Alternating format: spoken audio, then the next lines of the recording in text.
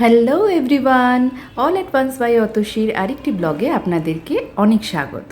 আর আজ হলো exciting Saturday, আর আজ মেঘ রোদ মিলিয়ে ওয়েদারটা বেশ ভালোই। আর আজ কী কী করছি, আমার অ্যাক্টিভিটি সব কিছু এই ভিডিওর মধ্যে দেখাবো। তো সুতরাং একদম স্কিপ করবেন না, পুরো ভিডিওটাতে আমার সাথে থাকবেন কিন্তু। তাহলে চলুন। ব্রেকফাস্ট নিয়ে বসে গেলাম। প্রথমেই গুগুনের টিউশন আছে, পড়তে দিতে যাবো। এখন আজকে ব্রেকফাস্টে কী আছে একটু দেখা। আজকে হচ্ছে পরোটা আর হচ্ছে কিমা চানা। আজ আবার কিমা চানা, যেটা কালকে হয়েছিল কিন্তু কালকে খাওয়া হয়নি, আজকে খাচ্ছি। আর পরোটাটা আটারই পরোটা, কারণ আটটা মাখা হয়ে গেছিলো, সেই জন্য প্ল্যান ছিল না যে পরোটা করবো। এই আটার মাখা দিয়েই পরোটা হয়ে গেল। চলো খেয়ে নিই, তারপরে যাবো। কোথায় যাচ্ছি, কী করছি না করছি সারাদিন দেখাবো আজকে। গুনগুনকে টিউশনে পৌঁছে দিয়ে এসে আগে ফ্রেশ হয়ে নিলাম, তারপরেই চলে গেলাম ঠাকুরের আশীর্বাদ নিতে। কাজ শুরু করার আগে একটা কথা বলে রাখি, আমার ভিডিও যদি ভালো লেগে থাকে অবশ্যই কিন্তু একটু লাইক কমেন্ট করবেন। চলো এবার চলে এলাম রান্নাঘরে। এসে দেখলাম ভাত আর ডাল অলরেডি বসানো হয়ে গেছে। প্রত্যেক দিন না রান্না করতে একদম ভালো লাগে না, কিন্তু কি করার, খেতে গেলে তো করতেই হবে। তাই আজ খুব একটা বেশি রান্নাবান্না করব না। এই যে এখানে কিছু সবজি কেটে নিচ্ছি, একটা নিরামিষ তরকারি হয়ে যাবে, একটা মাছের ঝোল আর ডাল, আর উচ্ছে আলু সেদ্ধ ভাতের সাথেই দেওয়া আছে। এই দিয়েই মোটামুটি আজকের খাবার আমরা সেরে নেব। চলো তাহলে টুকটুক করে রান্নাগুলোকে একটু সেরে ফেলি। রোজ রোজ এই বাটা বাটি কাটা কাটির ঝামেলা নিতে আর ভালো লাগে না যেন। যাক, কিছু তো করারও নেই, করতে তো হবেই। দেখা যাক ওদিকে ডাল আর ভাতের কি খবর হলো। ডাল ফুটে গেছে আর ভাতও আমার হয়ে গেছে। এবার ভাতের মারটা গেলে নিই।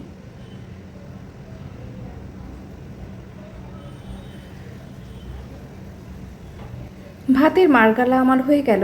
এবার বাকি সবজিগুলো আমার শাশুড়ি মার সাথে গল্প করতে করতে আমি কেটে ফেললাম। আবার যদিও রান্নাঘর থেকে শাশুড়ি মাকে দেখানো সম্ভব হলো না, যাই হোক গল্প করতে করতে আমার সবজিগুলো তো কাটা হয়ে গেল। এবার ফটাফট কড়াই বসিয়ে তাতে সবজিগুলো ছেড়ে একেবারে তরকারি রেডি করে ফেললাম। রান্না আমার শেষ। এখন বাজে প্রায় দুপুর 1টা। আমার মেয়ে আসার সময় হয়ে গেছে, দেখি এসেছে কি না। ওই যে ওপার দিয়ে মেয়ে আর বাবা, যা অন্য দিক দিয়ে একটা চলে গেল, নিশ্চয়ই বাজারে কিছু কিনতে ঢুকে। ওপারে কতগুলো গরু বসে আছে দেখেছেন? ওদের খেলা হলো এই পাইপের মুখ দিয়ে ঢুকে ওই মুখ দিয়ে বেরিয়ে যাওয়া, এটা ওদের সারাদিনের খেলা। ওই যে আমার মেয়ে আসছে তার বাবার হাত ধরে, কী সব গল্প করতে করতে। ওই দেখেছেন হাতে একটা ঝোলাও কিন্তু রয়েছে। মুখে আবার বিরক্তি, আবার হাসি, কী যে করছে কে জানে বাবা এরা। মেয়ে আর বাবা ফিরতেই আমরা লাঞ্চটা করে ফেললাম। লাঞ্চ করার শেষে নিয়ে বসলাম 1 চামচ আচার, মানে আমের মিষ্টি মিষ্টি আচার। কী যে খেতে ভালো হয়েছে। এবার যাব আমি আর মেয়ে দুজনেই নাচের ক্লাসে, ও সাথে আমার গিটারের ক্লাসও আছে। তাই জামাগুলো একটু আয়রন করে নিচ্ছি।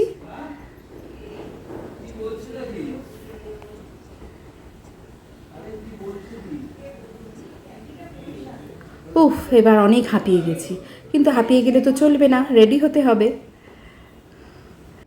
এই যে জামা টামা পরে রেডি হয়ে গেলাম।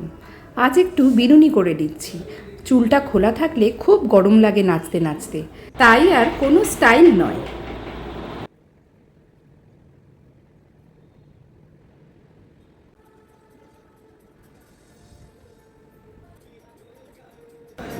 ব্যাস, আমি তো রেডি হয়ে গেলাম। এবার হচ্ছে মেয়েকে রেডি করানোর পালা। দেখি কিরে, ক্লাসে যাবি তো? বাবা, কি এত মনোযোগ দিয়ে দেখছিস রে? কি করছিস তুই? ও বাবা, বীরজারা দেখছিস? বলিসনি তো বীরজারা দেখছিস যে? কাজ করছিলে? বেশ, আমিও দেখতাম তোর সাথে বসে, আমার কি ভালো লাগে মুভিটা দেখতে। যাকে এখন ক্লাসেতে যাবি? আর ইচ্ছে করছে না যেতে। হ্যাঁ, নাচের ক্লাসে যাবি না? নাচের ক্লাস তো, এই যে কি আছে? নাচের ক্লাস কামাই করতে তোর ইচ্ছে করছে বল? না না, তা তো করছে না। মুভিটা দেখছিলাম বলে বলছিলাম, খুব ভালো লাগে আমার মুভিটা। আমারও তো ভালো লাগে, আমারও ভীষণ ভালো লাগে বীরজারা মুভিটা, আমারও ভালো লাগে। কিন্তু যাই হোক, গুনগুন নাচের ক্লাস গানের ক্লাস একদমই কামাই করবে না। ওই ততক্ষণের জন্য খানিকক্ষণ একটুখানি ওই মোশানে চলে, কিন্তু বাট নাচের ক্লাস কামাই করবে না। চল, মেয়েকেও রেডি করিয়ে দিলাম।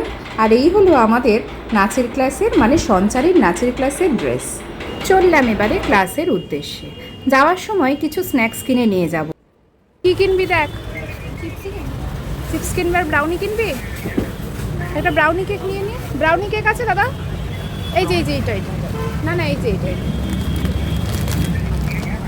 আর কি চিপস নিচ্ছে? চিপস খাস না বাবাই, এটা কেক কিনে নিয়ে, চিপস খেও না, বাজে জিনিসগুলো খেও না। ভালো।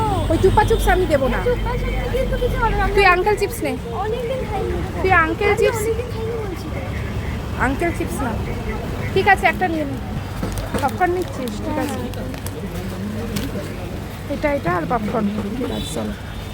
না আর কিছু দেবো না, চল এবার নে। প্রথমেই চলে গেলাম গিটারের ক্লাসে, আর গুনগুন সেই সময় নাচের ক্লাসে চলে গেল।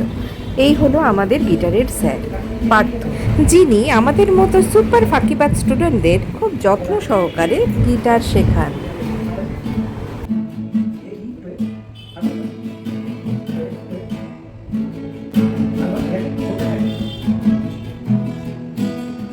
এবার এলাম নাচের ক্লাসে। নাচের ক্লাসটা শুরু হয় বিকেল 4:30 থেকে। বয়স অনুযায়ী সব রকমের গ্রুপ ভাগ করা আছে, পরপর গ্রুপ অনুযায়ী ক্লাস চলে। তাই ফ্রাইডে আর স্যাটারডেটা হলো আমার রিচার্জিং ডে, মানে ফ্রাইডেতে গানের ক্লাস আর স্যাটারডেতে নাচের ক্লাস। এই দুটো ক্লাস মিলে আমি সারা সপ্তাহের জন্য রিচার্জ হয়ে বাড়ি যাই। ক্লাস সেরে ফিরে এসেছি প্রায় অনেকক্ষণ। ফ্রেশ হয়ে ডিনার করে চলে এলাম আমার ফেভারিট জায়গায়, মানেই জানলার ধারে।